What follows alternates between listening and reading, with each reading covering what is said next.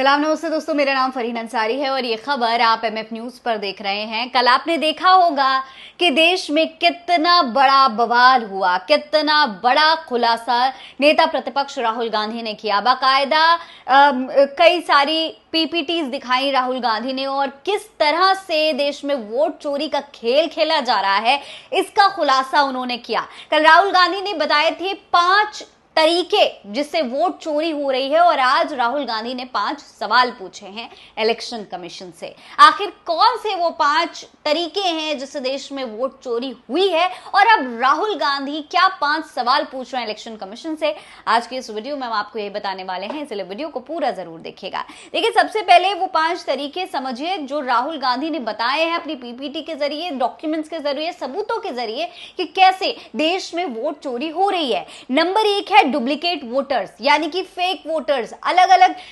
नामों से, गलत नामों से डुप्लीकेट वोटर्स बनाना और फिर उसके जरिए वोट डलवाना। तो ऐसे 11,965 डुप्लीकेट वोटर्स राहुल गांधी और कांग्रेस को अपनी पूरी रिसर्च में मिले। इसके बाद नंबर 2 पे है फेक एंड इनवैलिड एड्रेसेस, यानी कि गलत एड्रेस, गलत नाम से बनाए गए, रजिस्टर किए गए एड्रेसेस हैं, जिसमें करीब 40,009 ऐसे एड्रेस कांग्रेस को अपनी रिसर्च में मिले। वहीं तीसरे नंबर पर bulk voters in single address, यानी कि एक ही एड्रेस पर बहुत सारे वोटर्स को रजिस्टर करा गया। ये सब कुछ फेक वोट बनाने के लिए, फेक वोटर्स तैयार करने के लिए किया गया।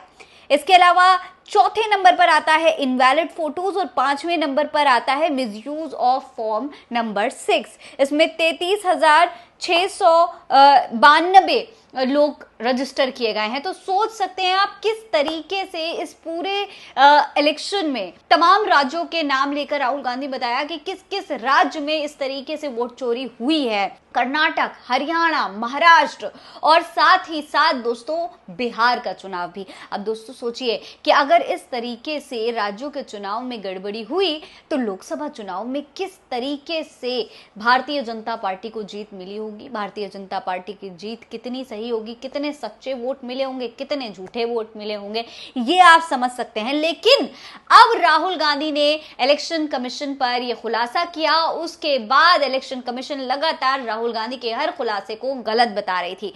अब इस पर राहुल गांधी ने इलेक्शन कमीशन से 5 सवाल पूछ लिए हैं। क्या है वो 5 सवाल, उस पर जरा आप गौर करिए। देखिए, पहला सवाल है कि why are you not providing the voters list in a digital machine readable format to the people of India, यानी कि आप वोटर्स की जो डिटेल्स है, वोटर लिस्ट जो है वो आप डिजिटल फॉर्मेट में, यानी कि वेबसाइट पर अपनी क्यों नहीं उपलब्ध करवाते, कौन वोटर है, कहां से वोट डाल रहा है, ये पूरी डिटेल्स क्यों नहीं देते जनता को, ताकि देश की जो जनता है वो इसके बारे में खुद जान सके।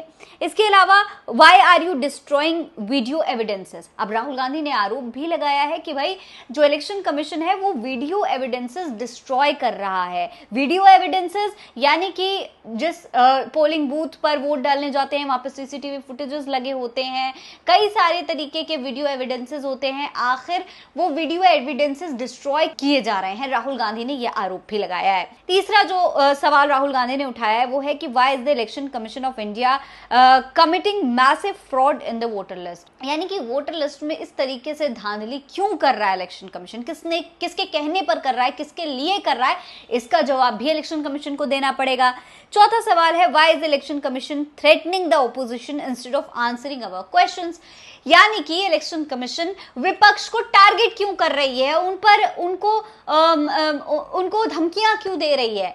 अगर इतना ही दिक्कत है तो इलेक्शन कमीशन को सीधे सीधे विपक्ष के सवालों के जवाब दे देने चाहिए, उनके आरोपों को गलत साबित कर देना चाहिए। लेकिन यहां पर इलेक्शन कमीशन आखिर धमकी क्यों दे रही है, ये राहुल गांधी ने पूछा है। 5वां सवाल है why is the election commission of India behaving like an agent of BJP, यानी कि इलेक्शन कमीशन जो है वो बीजेपी के एजेंट की तरह काम क्यों कर रही है। अब इस पर राहुल गांधी क्या कह रहे हैं आप खुद सुन लीजिए। So here are 5 questions to the Election Commission of India. Instead of threatening us, threatening me, answer these 5 questions. Number 1, why are you not giving voter lists in digital machine readable format to the people of India? Number two, why are you destroying video evidence? Number three, why is ECI committing massive fraud in the voter lists? Number four, why is ECI threatening opposition instead of answering our questions? And finally, why is ECI behaving like an agent of the BJP? Namaskar.